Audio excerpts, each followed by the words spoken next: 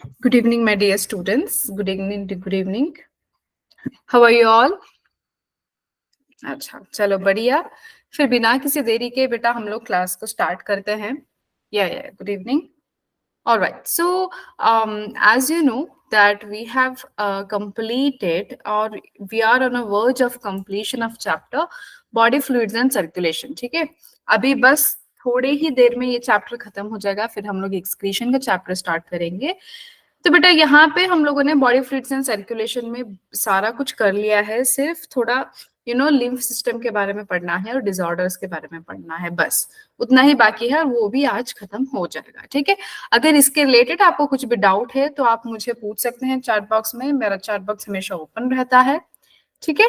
कुछ भी डाउट हो प्लीज पूछिएगा.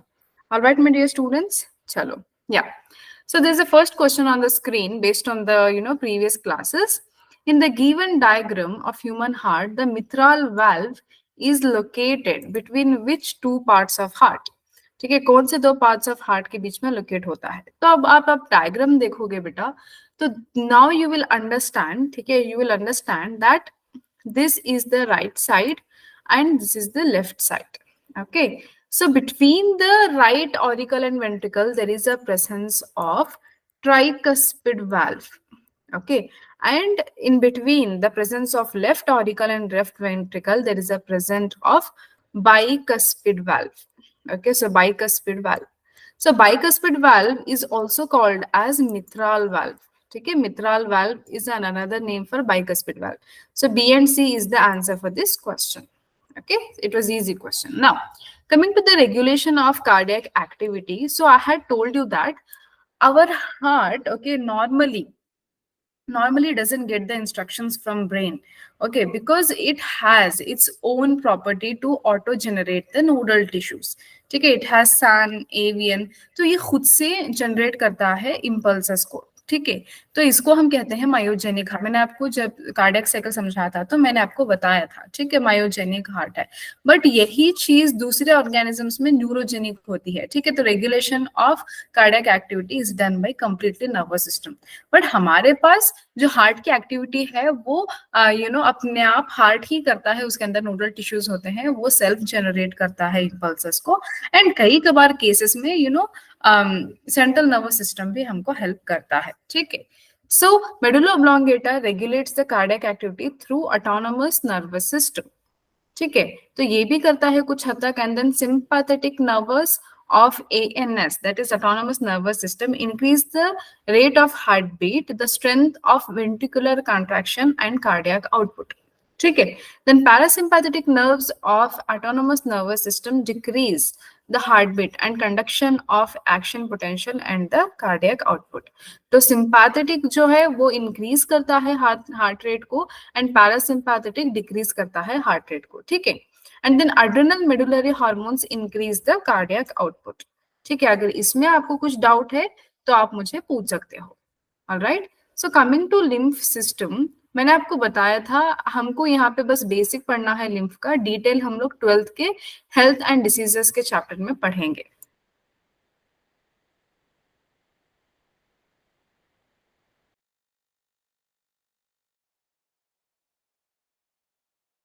हाँ. तो अब यहाँ देखिए आप लिम्फ, हम लोग lymph vessels and lymph nodes इनके बारे में पढ़ने वाले हैं. ठीक है. तो सारा lymphatic system lymph vessels and then lymph node से बना है. Okay, so as the blood passes through the capillaries and tissues, some water and soluble substances are filtered out of plasma into the intercellular space to form a interstitial fluid. ठीक है. तो सारा जो भी blood capillary से निकलता है वो टिश्यूज में जाता है. ओके. तो ये कहाँ पे है? ब्लड प्लाज्मा में है, आउटसाइड द कैपिलरीज. तो इसको हम कहते हैं इंटरस्टिशियल फ्लूइड. ठीक है.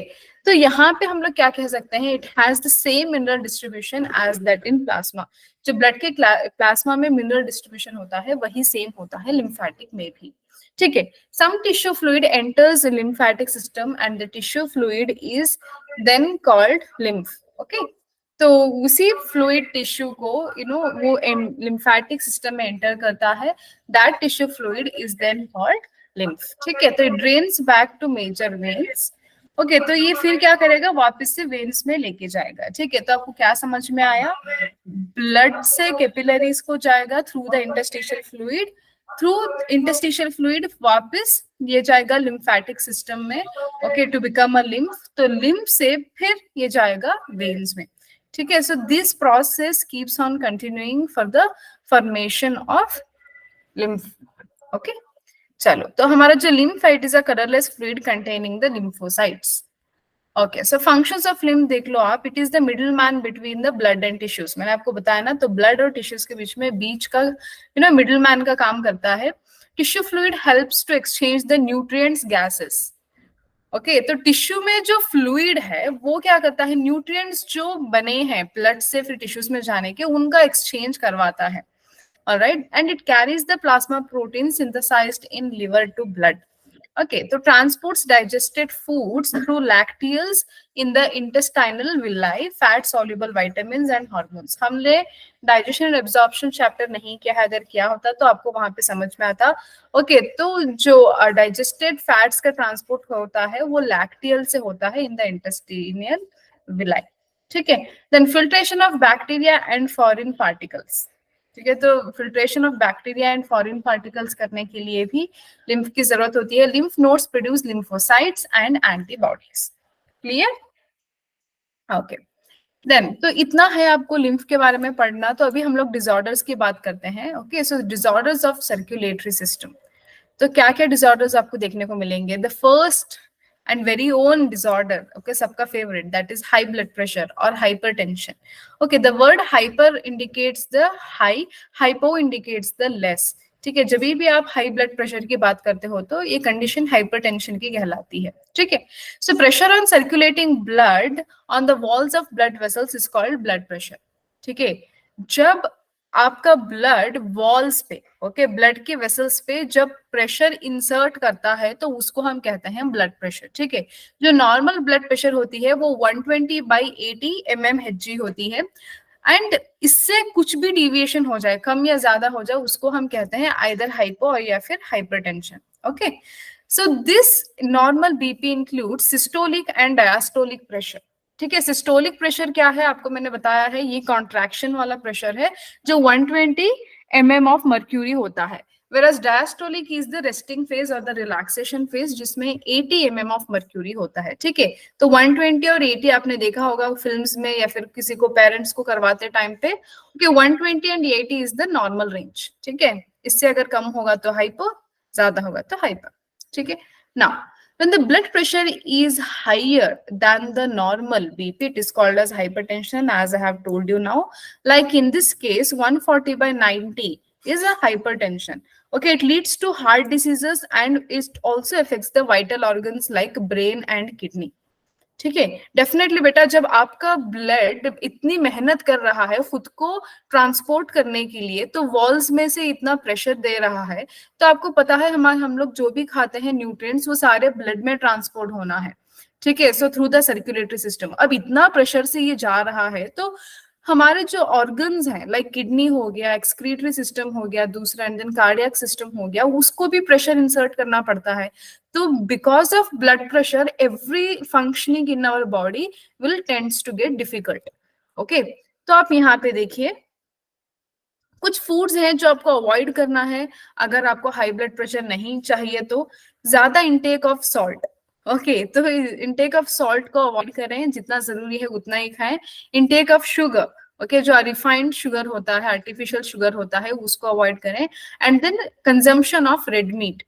ओके, रेड मीट ऐसा नहीं है कि कंप्लीट छोड़ दें, कुछ हद तक खा सकते हैं आप, and anything in excess is very bad. ठीक है, consumption of oil, refined oil, alcohol. Okay, तो ये सारी चीजें हैं। And what to consume. Okay, आपको लोअर करके रखना है ब्लड प्रेशर, तो आप क्या कंज्यूम कर सकते हो? आप कंज्यूम कर सकते हो fresh fruits, dry fruits, fresh vegetables and then green veggies. ठीक है, तो ये सारे हमारा बैलेंस डाइट बना के रखने के लिए चाहिए। Okay, the next disease is atherosclerosis, जिसको हम कहते हैं कोरोनरी आर्टरी डिसीज। ओके, तो ये कंडीशन क्या है? यहाँ पे क्या होता है ना, इन द एथेरोस्क्लेरोसिस हमारा जो भी हम लोग इंटेक करते हैं ना, फैट, कोलेस्ट्रॉल, तो ये सारी चीजें डिपॉजिट हो जाती है हमारे आर्टरीज में। ओके, जब हमारी आर्टरीज क्या होता है बेटा, एक पाइपलाइन होती है, जैसे पाइपलाइन में पानी फ्लो होता है, उसी तरीके से हमारे वेसल्स या आर्टरीज में ब्लड फ्लो करता है। जब उस पाइपलाइन में इतनी गंदगी भरी हो, इतना कोलेस्ट्रॉल भरा हो, फैट भरा हो, तो how it is possible for blood to flow through it? ठीक है, तो वहां पे अड़चन आ जाती है, ब्लड ठीक से फ्लो नहीं करता। और जब फ्लो नहीं करता तो टिश्यूज को ऑक्सीजन कैसे पहुंचाएगा, और ऑक्सीजन पहुंचाने के बाद टिश्यू से कार्बन डाइऑक्साइड कैसे लेगा? तो पूरा systemic and pulmonary circulation imbalance हो जाता है। तो ये ऐसी कंडीशन है। ठीक है, तो इसको हम लोग ट्रीट भी कर सकते हैं, यूजुअली डॉक्टर्स ना through the treatment of needle. तो वहां पे ऐसा होता है कुछ स्ट्रक्चर, तो इस स्ट्रक्चर को ये इंसर्ट करके ना वो क्लीन करते हैं कोलेस्ट्रॉल। लेकिन ये कितने बार करवाओगे आप? ठीक है, anything that is not natural is dangerous only. ठीक है, एक से दो बार आप करवा लो, फिर then it becomes very risky to the life. Okay, या so this is that condition, atherosclerosis. Okay, angina pectoris, okay, आपने सुना होगा एंजाइना। ओके, एंजाइना आपके फ्रेंड का नाम नहीं है, but it is a condition of heart disease. ठीक है, तो यहाँ पे क्या होता है, acute chest pain due to the deficiency of oxygen in heart muscles. ठीक है, तो एंजाइना क्या होता है बेटा, आप देखोगे जिन angina is different and atherosclerosis is different. Atherosclerosis में कोलेस्ट्रॉल जम जाता है आर्टरीज में, बट एंजाइना में क्या होता है, ब्लड फ्लो ठीक नहीं होता, तो ऑक्सीजन की डिफिशियंसी हो जाती है। तो यहाँ पे जो ऑक्सीजन की डिफिशियंसी होती है उसके रीजन में बनता है एंजाइना। ओके, तो यहाँ पे एकदम सिवियर चेस्ट पेन हो जाता है। Okay, so it might happen in a middle aged and the elderly people. Okay, क्यों? क्योंकि उनमें फिजिकल एक्टिविटी कम हो जाती है, तो ब्लड ठीक से फ्लो नहीं करता। जब इम्प्रॉपर ब्लड फ्लो होता है तो ऑक्सीजन सारे मसल्स तक नहीं पहुंच सकता, तो इस कंडीशंस में एंजाइना पेक्टोरिस होने के चांसेस होता है। यूजुअली ये अडल्ट्स में, चिल्ड्रन में नहीं होता, एल्डर एज के लोगों में ही एंजाइना देखने को मिलता है। ठीक है, बट एथेरोस्क्लेरोसिस आप कोई भी एज के बच्चे में या बूढ़े में किसी में भी देख सकते हो। Atherosclerosis is purely based on your diet. ठीक है, आप कितना गंदा खाना खाओगे उतना आपकी हेल्थ खराब होगी। नेक्स्ट, हार्ट फेल्यूर, या फिर हम कहते हैं कंजेस्टिव हार्ट फेल्यूर। दोनों ही एक हैं, but congestive is a biological word given to this condition. ठीक है, it is the inability of heart to pump blood enough to meet the needs of body. Okay, so as you know, our heart purifies the purified blood को pump करता है। Purification होता है lungs में। अब हमारे हार्ट में दोनों ही ब्लड होते हैं, इम्प्योर और प्योर। लेकिन आपको पता है हमारा हार्ट का काम क्या है, पंप करना ब्लड को, which conducts through the entire body. जब हमारे हार्ट के वेंट्रिकल्स का जो मसल्स हैं, ठीक है, जो मायोजेनिक मसल है, ओके, वो ठीक से वो पंप नहीं कर पाते, या फिर तुम कह लो उसका जो फंक्शनिंग है वेंट्रिकल्स के मसल्स का, जब वो ठीक नहीं होता तो ब्लड पंप ठीक नहीं होगा हार्ट से, एंड ब्लड जितने भी उसके नीड्स हैं टिश्यूज में वहां पे जाके फुलफिल नहीं कर पाता। तो इससे क्या होती है, अगेन डिफिशियंसी। ओके, तो deficiency of blood in all the tissues. Okay, तो यहाँ पे क्या होता है, कंजेशन ऑफ लंग्स हो जाता है by the inability of heart to pump. ठीक है, अब डीऑक्सीजनेटेड ब्लड जब लंग्स में जाएगा तभी तो ब्लड प्यूरिफाई होगा। अब लंग्स तक ब्लड पहुंचेगा ही नहीं तो कैसे ब्लड प्यूरिफाई हो सकता है? ठीक है, तो हार्ट हमारा ठीक से जब पंप नहीं करता तो हार्ट फेल्यूर हम जिसको कहते हैं। ठीक है, so this is one such condition of heart disease. Then cardiac arrest. Okay, cardiac arrest क्या है, यहाँ पे समझ लो ऐसे धरती एकदम रुक गई। Okay, heart stops beating.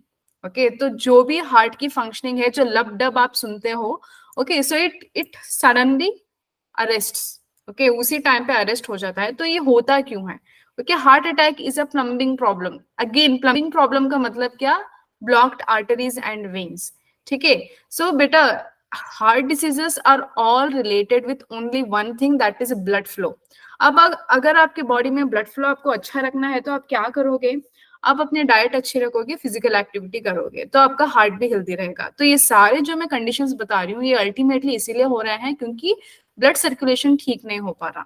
ठीक है, तो ये चीज आप कर लो, then you will achieve a very good health.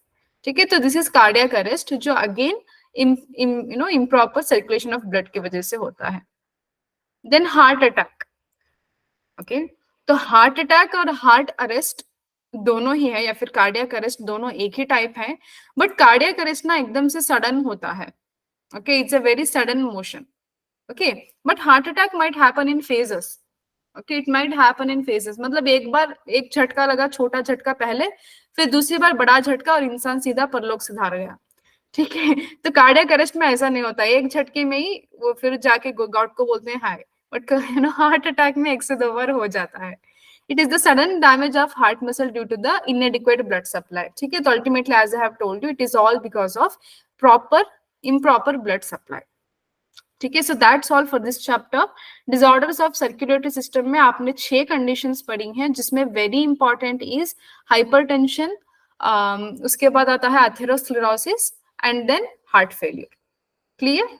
Okay, so I have some questions here on the screen for you, which are previously asked questions. Which is the correct route through which pulse making travels in the heart? Okay, जो impulse बना है हमारे heart से, वो कौन से sequence के through travel करता है? Okay, so these are your options.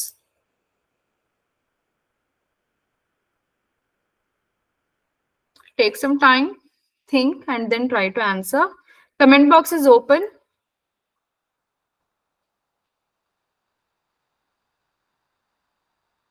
Okay, I have got my answers. चलो, very good all the students. ठीक है, A is the option for this question. पहले SAN से generate होता है. Okay, SAN is a pacemaker. Okay, pacemaker क्या करेगा? Arterioles को कॉन्ट्रैक्ट करेगा, फिर वो जो इम्पल्स जनरेट हुई है वो AV नोड में जाएगी. AV node modifies and amplifies the जो भी इम्पल्स आई है उसको मॉडिफाई करती है. Then it travels to the bundle of His. Bundle of His में अगेन वहां पे एवी बंडल होता है, लेफ्ट एंड राइट बंडल होती है. Then it goes to the Purkinje fibres. Purkinje fibres में क्या होता है? वेंट्रिकल्स कॉन्ट्रैक्ट होते हैं. That eventually helps in the pumping of blood out of heart to the entire body. ठीक है, तो ये इसका आंसर है. सही जवाब दिया आप लोगों ने. Okay, so there is a question with respect to match the following. ठीक है, कॉलम 1 को कॉलम 2 के साथ आपने मैच करना है. तो आप देखिए यहाँ पे cardiac cycle, plasma, systolic, diastolic, haemoglobin, heart beat.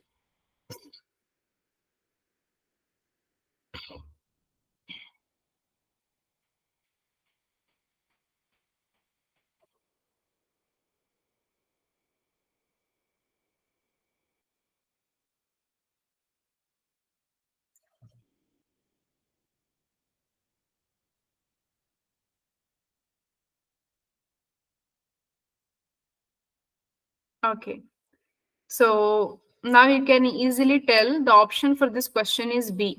ठीक है, तो कार्डियक साइकिल आपको पता है 0.8 सेकेंड्स का होता है. 0.4 is systole, 0.4 is diastole. Plasma हमारे बॉडी में 55% ऑफ ब्लड होता है. Haemoglobin 12 to 16 grams in every 100 ml of blood. ठीक है, हार्ट बीट 72 टाइम्स बीट होता है एक मिनट में. Alright, so that's all.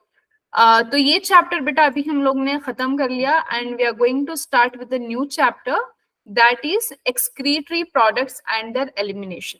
ठीक है, अभी हम लोग उसको स्टार्ट करेंगे.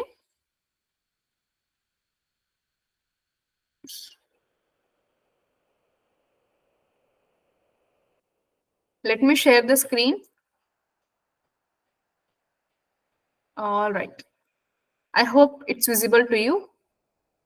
चलो, हाँ, तो अभी हमने क्या शुरू करना है पढ़ने के लिए? Excretory products and their elimination. ठीक है, तो एक्सक्रीशन क्या है बेटा? Many people might tell the definition in a very different way, but biological का डेफिनेशन ही एकदम अलग है. Okay, so excretion is the elimination of metabolic waste materials like ammonia, urea, uric acid from the body. ठीक है, तो हमारे body में या फिर कोई भी लिविंग ऑर्गेनिज्म में मेटाबॉलिक रिएक्शंस होते हैं. तो मेटाबॉलिज्म जब होता है तो मेटाबॉलिक वेस्ट निकलता है. मेटाबॉलिक वेस्ट में 3 फेमस वेस्ट हैं जिनको हम कहते हैं अमोनिया, यूरिया, यूरिक एसिड. ठीक है, तो अगर ये 3 हमारे बॉडी से प्रॉपरली एलिमिनेट हो रहे हैं तो हमारी हेल्थ अच्छी रहती है. जब इन तीनों में कोई एक भी ऐसा हो गया, समझ लो यूरिया एंड यूरिक एसिड हम लोगों में होता है, मैमल्स में, अगर यूरिक एसिड या यूरिया कोई भी एक चीज रिटेन हो गई हमारे ब्लड में या फिर हमारे किडनीज में, तो प्रॉब्लम स्टार्ट होता है. ठीक है, so that would be because of insufficient functioning of the kidneys. Right. तभी आप यहाँ पे देख लिए, आपको टाइप्स ऑफ एक्सक्रीशन भी पूछ सकता है, ठीक है। So mainly in your NCERT they have given 3 types of excretion, ammonotelism, ureotelism and uricotelism, ठीक है। तो अमोनोटेलिज्म क्या है? It is the process of elimination of ammonia. Okay, ammonia eliminate होता है इस टाइप ऑफ एक्सक्रीशन में। ओके, ये जिसमें अमोनिया एलिमिनेट होता है वैसे एनिमल्स को हम कहते हैं अमोनोटेलिक एनिमल्स। ओके, तो कौन है? Aquatic invertebrates, aquatic insects, bony fishes, aquatic amphibians, ठीक है। तो एग्जांपल्स आपकी एनसीईआरटी ने दी है, बिल्कुल याद रखिए, बहुत इंपॉर्टेंट है इस चैप्टर से इन टाइप्स ऑफ एक्सक्रीशन के एग्जांपल्स। ओके, बहुत बार प्रीवियस ईयर क्वेश्चंस में पूछा गया है। Ammonia is very highly toxic, इसीलिए इसको ज्यादा पानी चाहिए होता है। ओके, तो हाईली टॉक्सिक सब्सटेंस के एक्सक्रीशन के लिए ज्यादा पानी चाहिए होता है।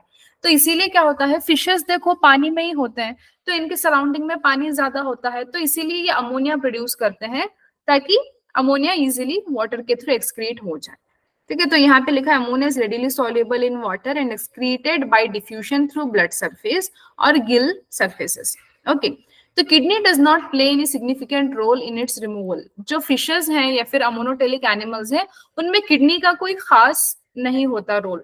ओके, तो नाउ कमिंग टू यूरियोटेलिज्म, यहाँ पे process of excretion of urea होता है। यूरियोटेलिक एनिमल्स कहते हैं इनको। तो ये इनको हम लोग देख सकते हैं कार्टिलेजिनस फिशेस में, terrestrial and semi aquatic amphibians, aquatic and semi aquatic reptiles. तो इन सारे एनिमल्स में यूरियोटेलिक सिस्टम देख सकते हो। Okay, so here what happens in liver, तो ऐसे एनिमल्स के लिवर में ammonia is converted into less toxic substance that is urea. अब इस यूरिया को एक्सक्रीशन में निकालने के लिए हमको मॉडरेट अमाउंट ऑफ वाटर चाहिए। और आप देख लो, ये जो एनिमल्स है ना, ये ज्यादातर पानी में नहीं रहते या फिर ज्यादातर लैंड में नहीं रहते, दोनों का मिक्सचर है, ठीक है। तो इसीलिए इनको मॉडरेट अमाउंट ऑफ वाटर काफी होता है रिमूव करने के लिए। Okay, so some amount of urea may be retained in the kidney matrix of some animals to maintain the desired osmolarity. Okay, osmolarity क्या है मैं आगे जाके आपको बताऊंगी when I'm teaching you the counter current mechanism. ठीक है? Okay, coming to the uricotelism, process of excretion of uric acid. Uric acid को रिमूव करने वाले ऑर्गेनिजम्स को हम लोग कहते हैं यूरिकोटेलिक। ओके, तो ये जो यूरिक एसिड है ये बिल्कुल इंसॉल्युबल है वाटर में। और ऐसा कौन से ऑर्गेनिजम्स में बनता है? ये बनता है बेटा इंसेक्ट्स में, land crustaceans, land snails, terrestrial reptiles and birds. आपने देखा होगा बर्ड्स। ओके, तो बर्ड्स में क्या होता है, आपने उनका एक्सक्रीटा देखा तो एकदम सॉलिड होता है, ऐसा वाटरी नहीं होता है ना, वाटरी नहीं होता। तो ये क्या है, their solid waste is insoluble in water. And अगर ये बर्ड्स इतना वाटर अपने बॉडी में रखेंगे तो ये कैसे फ्लाइट करेंगे?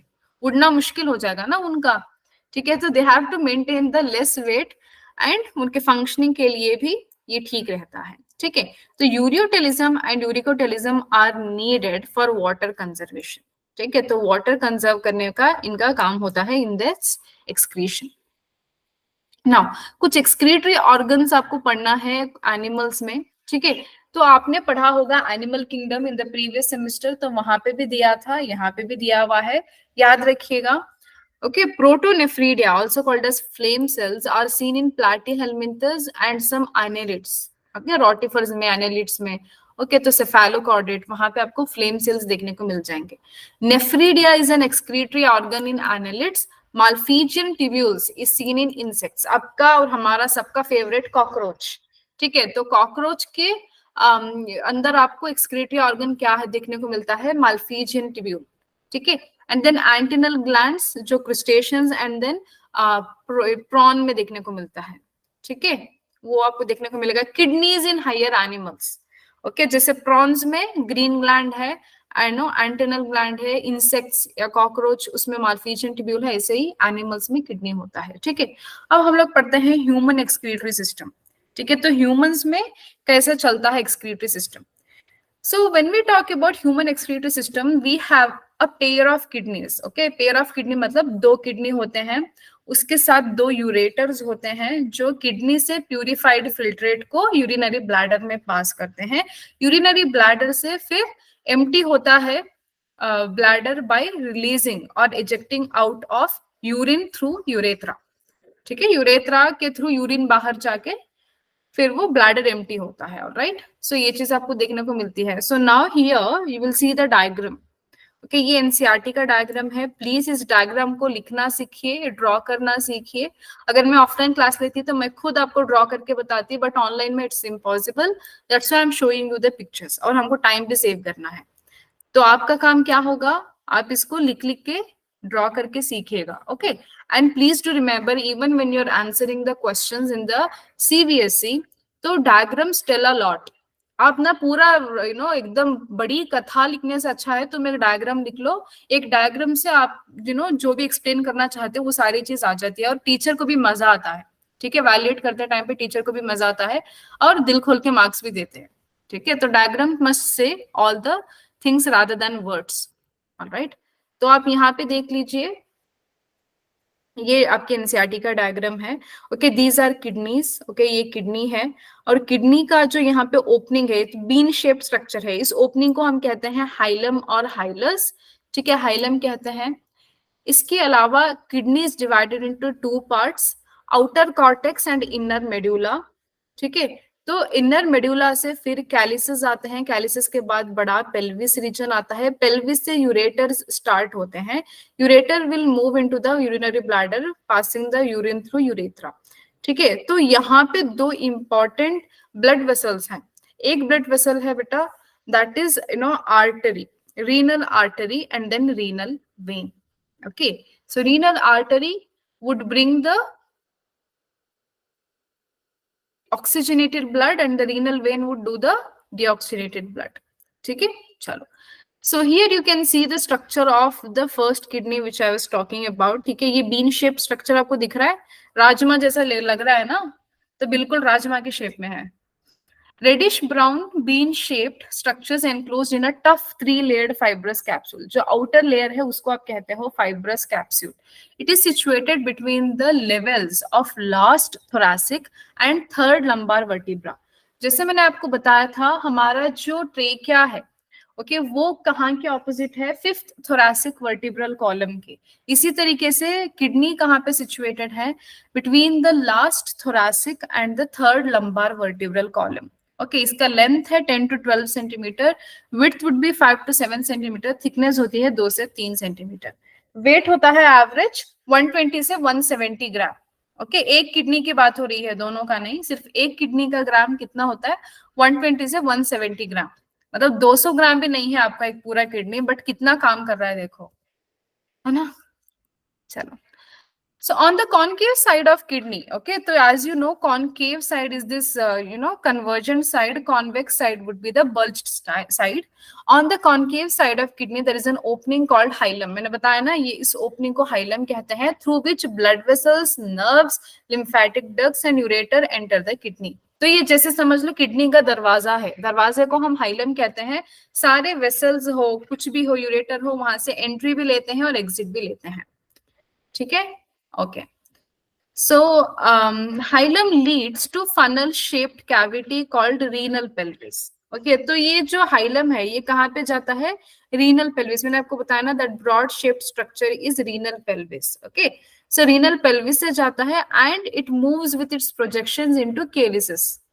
ओके, तो ये जो आपको दिख रहा है ये केलिसेस है। Let me change my ink colour. तो यहाँ पे आप माइजर एंड देन मेनर केलिसेस भी देख सकते हो, जो एकदम पेल्विस से निकलते हैं वो मेजर है।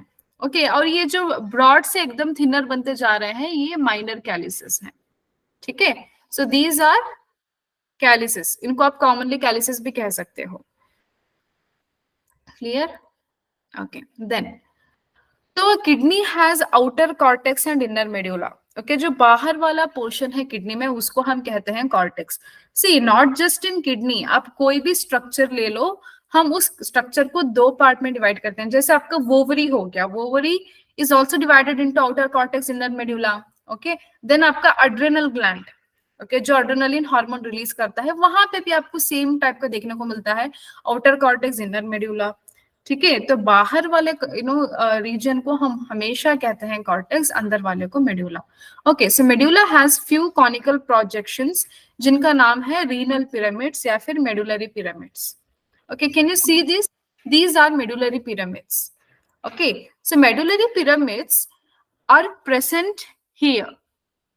Okay, ये कहाँ पे है? एक तो ये मेडुला के रीजन में है and these are those medullary pyramids.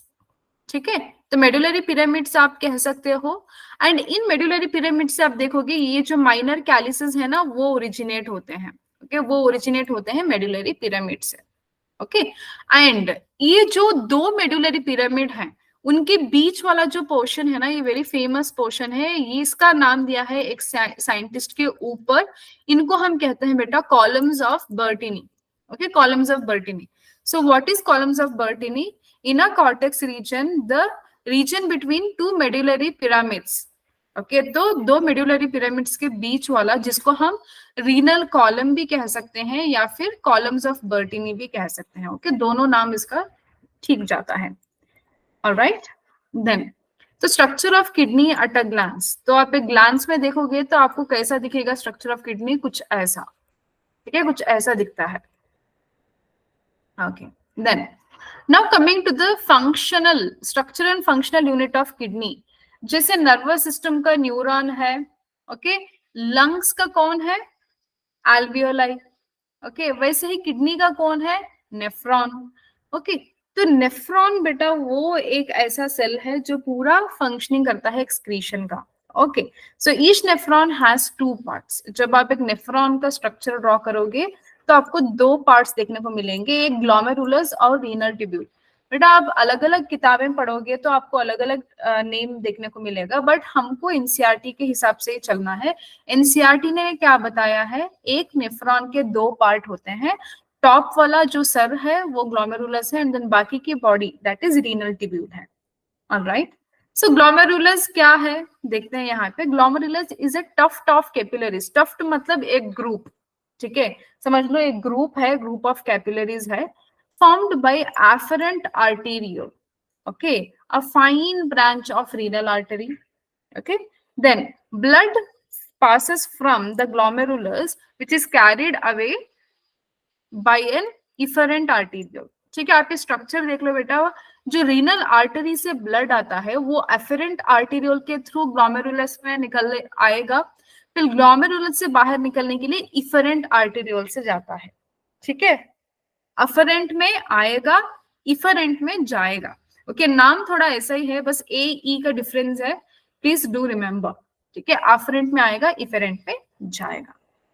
ठीक है, तो ये पूरा आप देख रहे हो, this is the structure of glomerulus. अब ये जो ग्लोमेरुलस है ये एनक्लोज्ड है by a cup shaped structure जिसको हम कहते हैं Bowman's capsule. Okay, C shaped capsule है, बोमन्स कैप्सूल है, उसके अंदर सारा ग्लोमेरुलस का खजाना पड़ा हुआ है. ऑलराइट, तो ये आपको याद रखना है. और इन दोनों को मिला के ओके, जो कप है बोमन्स कैप्सूल एंड ग्लोमेरुलस दोनों को मिला के इसको कह सकते हैं रीनल कैप्सूल. ठीक है, हाँ देखो यहाँ पे लिखा हुआ है, it begins with the double walled cup like Bowman's capsule. जो हमारा रीनल ट्यूब्यूल है ना, ग्लोमेरुलस तो एक टफ्ट ऑफ कैपिलरीज है, बट आप यहाँ पे देख लो रीनल ट्यूब्यूल, तो it begins with the double walled cup like Bowman's capsule. ठीक है, which encloses the glomerulus. Glomerulus को बांध के रखता है. ठीक है, तो glomeruli and then Bowman's capsule दोनों को मिला के आप रीनल कैप्सूल भी कॉर्पसल भी कह सकते हो, माल्पीजियन बॉडी भी कह सकते हो. ओके, चलो.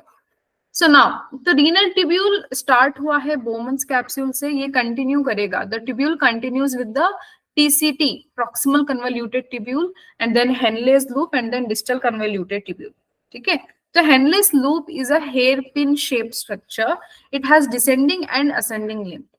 Okay, जो एकदम नीचे वाला है उसको descending कहते हैं, ऊपर आने वाले limb को ascending limb कहते हैं. The DCTs of many nephrons open into collecting duct.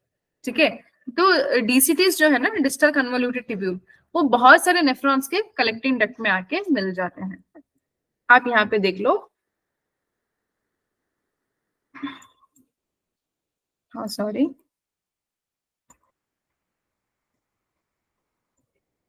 Okay, you can see here in this diagram, ये बोमन्स कैप्सूल है, ये ग्लोमेरुलस है. It starts with the PCT, then descending loop of Henle, ascending limb of loop of Henle, फिर यहाँ पे आप देखोगे DCT and then collecting duct.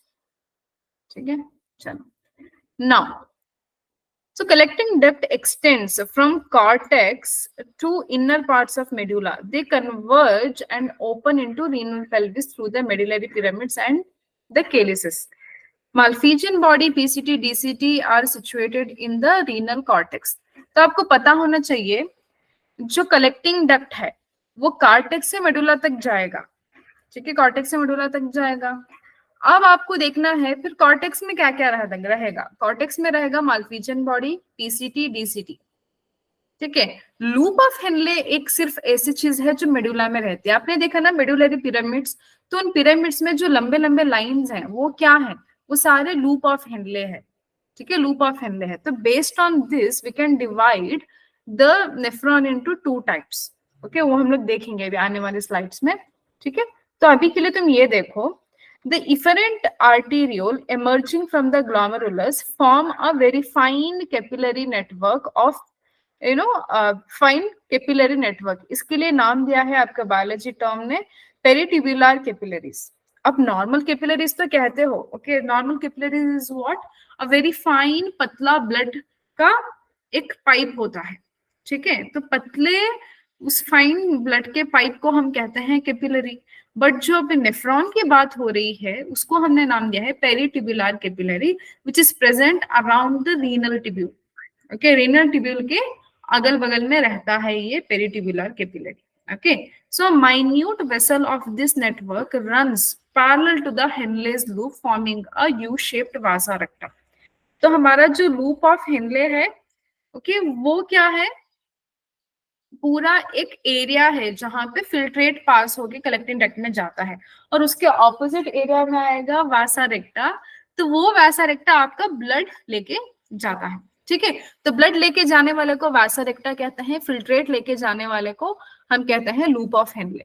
Alright, सो ये दोनों एक ऑपोजिट डायरेक्शन में जाते हैं, तो इसी को हम कहते हैं काउंटर करंट। ओके, ये आप आगे जाके पढ़ोगे, जिसको कहते हैं हम काउंटर करंट मैकेनिज्म। तो काउंटर करंट का मतलब क्या है, काउंटर मतलब opposite, current means flow. Okay, तो ऑपोजिट फ्लो होता है। ओके, एक ब्लड फ्लो होता है in one direction, filtrate flow होता है इन अनदर डायरेक्शन। तो ये जो ऑपोजिट फ्लो होता है इसी को हम कहते हैं काउंटर करंट। ओके, चलो अभी मैंने आपको बताया ना, तो टाइप्स ऑफ नेफ्रॉन्स हैं। तो कॉर्टिकल नेफ्रॉन हमारे किडनीज में 85% प्रेजेंट होते हैं, एंड दूसरा टाइप है जक्स्ट्रा मेडुलरी नेफ्रॉन्स जो सिर्फ 15% के हैं। बट एक्चुअली जो भी हमारा फिल्ट्रेशन होता है या फिर यूरिन फॉर्मेशन होता है उसके लिए ज्यादा रिस्पॉन्सिबल ये सेकेंड वाला ही है जो जक्स्ट्रा मेडुलरी नेफ्रॉन है। ठीक है, तो अब तुम यहाँ पे देख लो, cortical nephron in this Henle's loop is very short and extends only very little in the medulla. Okay, वासा रेक्टा तो एकदम एब्सेंट ही है समझ लो, या फिर अगर है तो हाईली रिड्यूस्ड है। बट यहाँ पे हेनलेस लूप बहुत लंबा है। Okay, runs deep in medulla and वासा रेक्टा भी प्रेजेंट होता है। तो बिकॉज ऑफ हेनले लूप बड़ा है, वासा रेक्टा है, तो यहाँ पे यूरिन फॉर्मेशन कराने के लिए बहुत अच्छा जगह बना के देता है।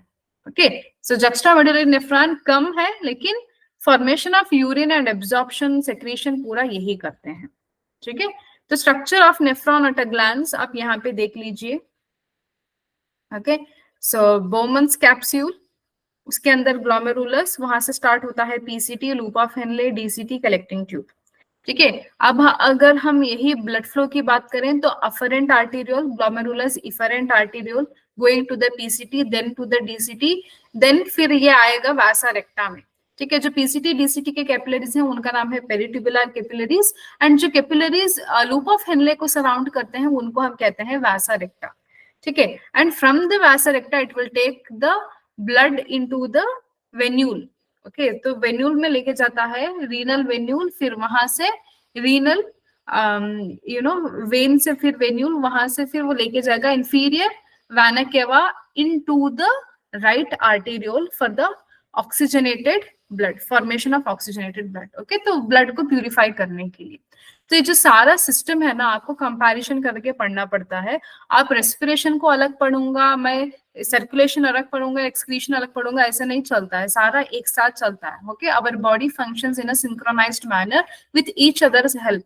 ठीक है, तो आप हर किसी को आप कंपेयर करके पढ़ोगे तो याद भी अच्छे से रहता है और समझ भी अच्छे से आता है। ठीक, so this was all about the structure of nephron and all the excretory system जो आपको जानना था।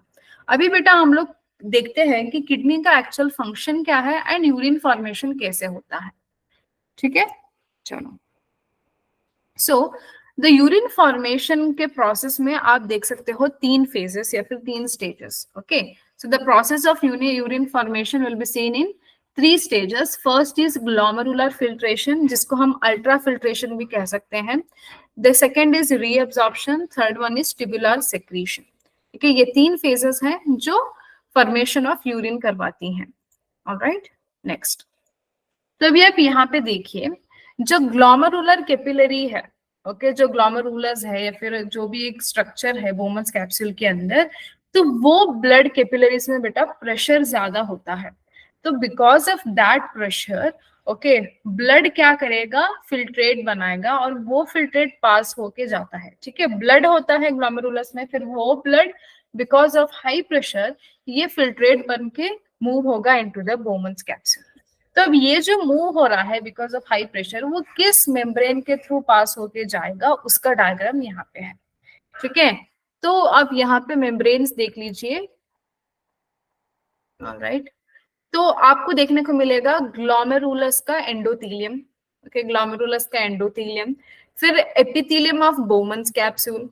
ओके, तो ग्लोमेरुलाई और बोमन्स कैप्सूल के बीच में एक बेसमेंट मेम्ब्रेन होती है। तो ये 3 लेयर्स, तो ये 3 लेयर्स बनाती हैं एक ऐसा फिल्ट्रेशन लेयर जिससे ब्लड से फिल्ट्रेट बनता है by a process of glomerular filtration. ठीक है, I hope this is clear.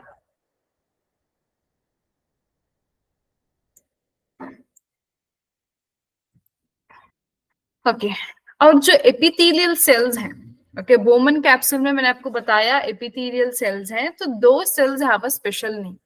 Okay, यहाँ पे देखिए एपिथेलियल सेल्स, तो those epithelial cells have a special name, we call them as podocytes.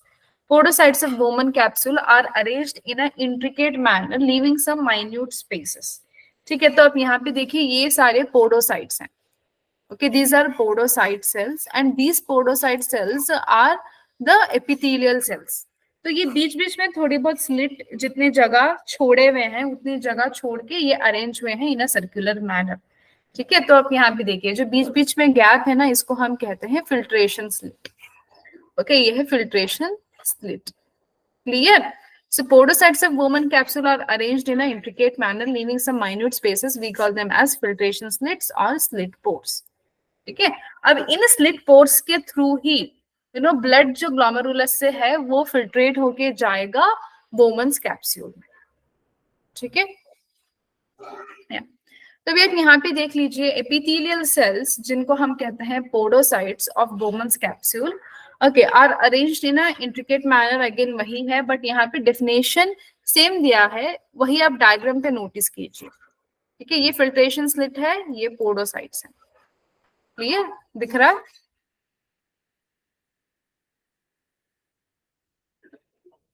Wow, it's so beautiful, no?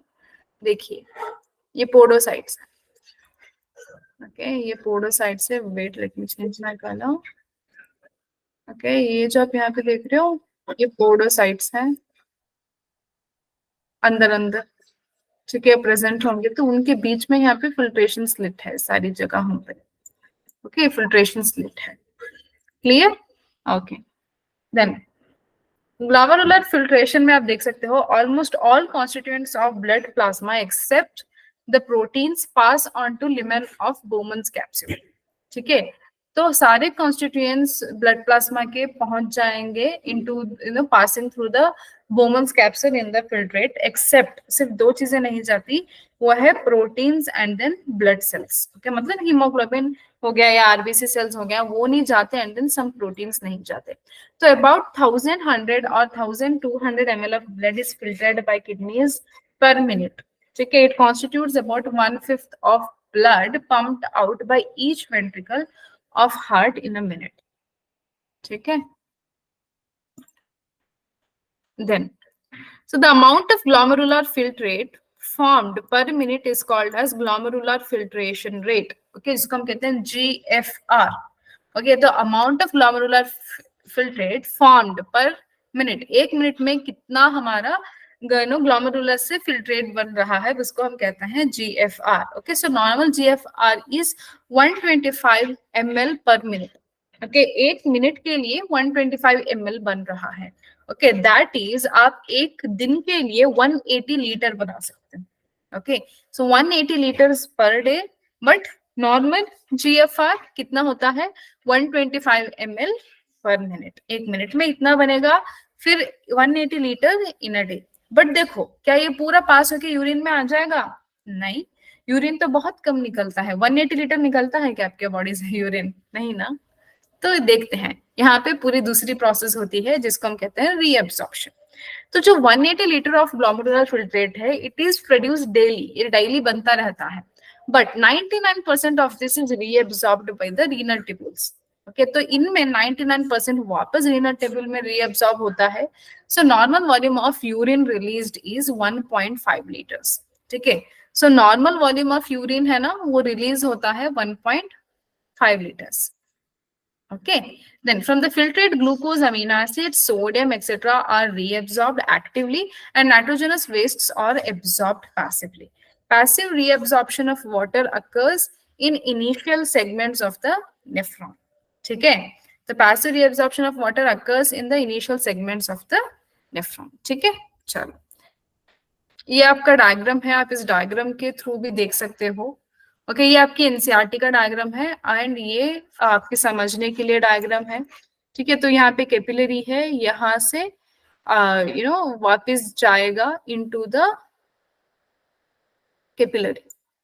ठीक है, तो reabsorption क्या करता है, कैपिलरी सारे जो न्यूट्रिएंट्स हैं जो अनबयास्ड करके डाला था ग्लोमेरुलर फिल्ट्रेट में, सारे को अब्सॉर्ब करके रखता है. इसको हम कहते हैं रीअब्जॉर्प्शन. ओके, तो रीअब्जॉर्प्शन में आप क्या देख सकते हो, PCT reabsorbs most of the nutrients and 70 to 80% of electrolytes and water. PCT सबसे ज्यादा रीअब्सॉर्ब करता है. ठीक है, simple cuboidal brush border epithelium of PCT increases the surface area for reabsorption. Alright, तो सरफेस एरिया बढ़ाता है अपना ये रीअब्सॉर्प्शन के पर्पस के लिए. ओके, तो लूप ऑफ हेनले में देखो आप. ओके, तो जो डिसेंडिंग लिम्ब है, it is permeable to water but almost impermeable to electrolytes.